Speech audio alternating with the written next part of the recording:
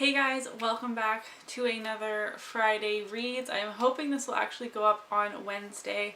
If you follow me on Twitter, you would have seen that this is my wedding week. So this week there's probably going to be quite a few bookish videos, not just on Friday, and then next week there will be a ton of wedding content. Hopefully, I'm really hoping to be able to vlog like the day before with the rehearsal and the day of as much as possible.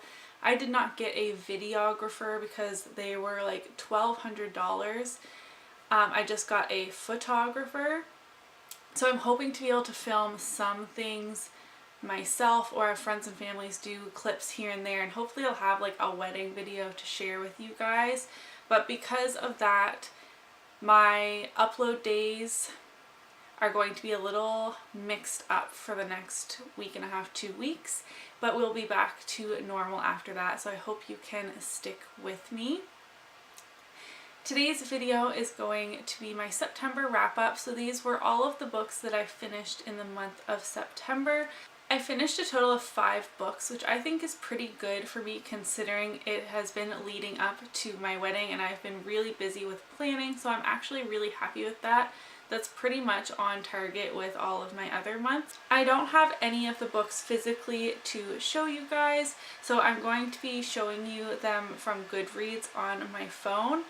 The first book that I finished in the month of September was Thunderhead, and I'm back to using my DSLR camera. Thank goodness. I finally got new batteries, but that also means I can't hold it up for you guys because it doesn't have autofocus. This is the second book in the Arc of Scythe series by Neil Shusterman, the first being Scythe, and this is a utopian slash dystopian future world where humans have basically become immortal. We have conquered all causes of death.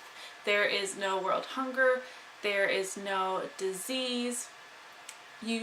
Once you get to a certain age, you can kind of rewind your clock. And if you are killed by accident, say you are hit by a car or you fall and hit your head, you can actually be revived. The only way you can die in this world is if you are killed by a scythe, which are people that are specifically sanctioned in killing. They have quotas to meet and they can go out and kill whoever they please for the most part, and this is to control the world population. And I absolutely loved this series. I gave the second book 4 stars, and that's because I didn't quite love it as much as the first one. It was really interesting. Thunderhead is told from the Thunderhead's perspective, and the Thunderhead has kind of evolved from the cloud that we use today. It has all of the information of the world, and the Thunderhead is actually who solved all of these problems. He solved everything from disease to how to feed the whole population, what the max population of the world is. He makes the roads and the buildings all flow in such a perfect manner that it actually makes life really monotonous. And so the first book, you're following 2 junior scythes or scythe apprentices as they go through the journey of becoming scythes. They were like chosen, you're chosen to become one. And then the second book, like I said, you're following the Thunderhead. And it's really funny. He's kind of like an AI. Like, he doesn't really have a personality, but at the same time he does. It's really strange, and I found it fascinating, and he is not allowed to interfere with the scythedom. It was really important to keep life and death separate. He can't control both the living and death at the same time. That was a really long explanation. I really did enjoy that. It is a trilogy, so there will be a 3rd book coming out. Next, I read To All the Boys I've Loved Before because I really wanted to watch the movie.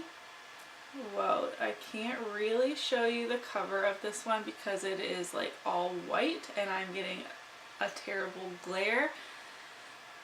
So this is To All the Boys I've Loved Before by Jenny Han. This is supposed to be a trilogy, but really it stands on its own really well. I've heard a lot of people say like the trilogy isn't really necessary. I gave this book 3.5 stars, and actually this was due back at the library when I had 40 pages left, so I took pictures of the 40 pages. That is really, you're not supposed to do that, but I was committed to finishing this book and not having to wait in the huge waiting list again. I feel like I didn't love this book as much as everyone else did. I feel like I would have loved it more if I would have read it when I were younger.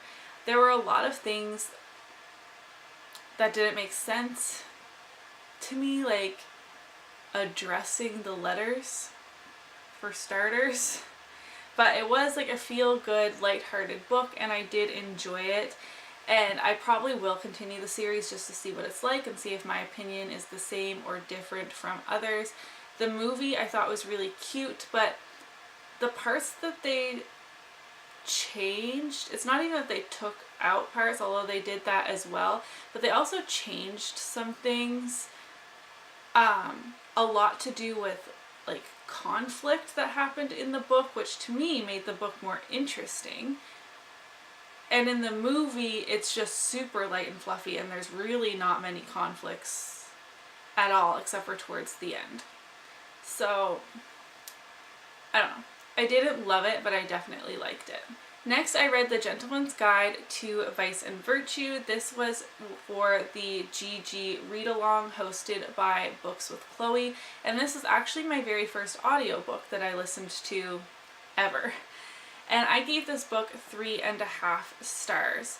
I feel like maybe I would have enjoyed it more if I read it as a physical book. Because this was my first audiobook, sometimes I found it hard to focus on the story being read to me, and so if my focus got distracted, it's not like when you're reading a physical book where it just stops and then you pick up where you left off. As I was distracted, the story was continuing to progress, if that makes sense. Like if I was distracted even for a moment, I could have missed like 3 sentences, that sort of thing. And this was filled with way more adventure than I was expecting. I was expecting more of a light, fluffy book. I'm not really sure why, but it was full of adventure. It was really fun. I'd recommend this to anyone that's looking to read a fun, diverse, adventurous love story. I'm really excited to read the sequel as well, or I guess it's more like a companion maybe, and in that book you're following Monty's sister. I didn't even tell you what this is about. This is set in the past. I forget what year it is, but you're following Monty and Percy, and Monty is in love with Percy, and that is definitely not allowed in this time period. It is illegal, and they go on this grand adventure called their tour, which is kind of like their coming of age, go see the world before you settle down and be a grown-up, do what you have to do, get married, have kids, that sort of thing. So it's like their last hurrah, and they just get into so much trouble. Monty is a very difficult character, and Percy is loving and sweet, and seeing their relationship blossom from friendship to love, back to friendship, and so on through the book. I just really did have a good time reading it. Next, I finished Illuminae by Amy Kaufman and Jay Kristoff, and this is the second audiobook I read. I started this for my Owls readathon, but I only got halfway through before it was due back at the library, so I went back on the waitlist for that. There's a waitlist on every good book at my library. And I also got on the waitlist for the audiobook, and luckily I got them at the same time. I've heard the audiobook was fantastic, and I definitely agree. It features a full cast of voices, which was amazing and really helpful for me, and it also contains music and sound effects. It was super cinematic. It was like listening to a movie, and Illuminae itself, while you're reading the book, is full of mixed media, so it's really eye-catching to read as well. The story is a YA sci-fi book. You are following what happens up in space on a spaceship after there is an attack on a planet, and a spaceship comes and kind of rescues those people, but the attackers are in pursuit of them through space. and it's kind of sci-fi horror. Like, some terrible things happen, and I'm actually going to read Gemina this month, hopefully, to kind of go in with my spooky reads for October. I gave this 5 out of 5 stars because it was so action-packed. I had so much fun reading this, and I can't wait to continue the series. I didn't think I would love it as much as I did, but I would totally recommend it. Lastly, in September, I finally finished Up to I Do by Samantha March. I have been reading this since May.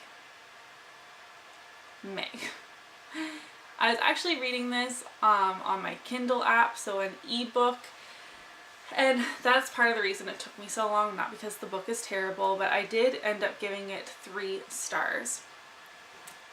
Ebooks are not my favorite way of consuming a story, especially off my phone. My phone is not that big, and I think that played a major role in my issues. Maybe if I had a proper e-reader, I would have enjoyed it slightly more. Who knows? I definitely would have finished it sooner if that was the case.